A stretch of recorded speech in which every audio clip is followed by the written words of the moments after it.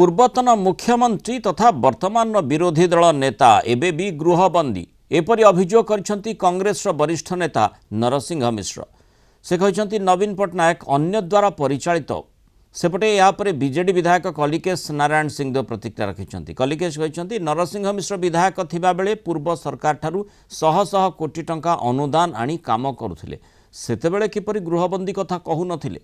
क्यों दल रे अछंती आउ क्यों दल को टिकेट पाई जाइथिले ताहा कहंतु।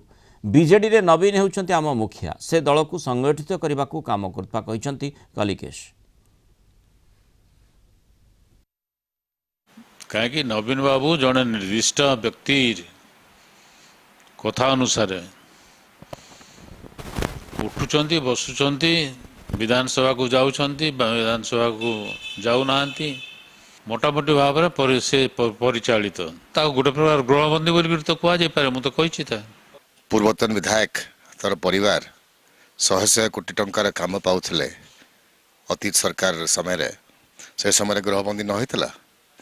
आज सी निजे कौ दल रे अछंती, कौ दल रे टिकेट मांगी थिले, कौ दल रे ठिया हेले और कौ दल जितला बलांगीर रे लोक जानी। तेणु बीजेडी दलटा संगठित होकर अच्छी गोटे गणतांत्रिक दल हिसाब रे विभिन्न वॉइसटा आसीबो, विभिन्न मतटा आसीबो।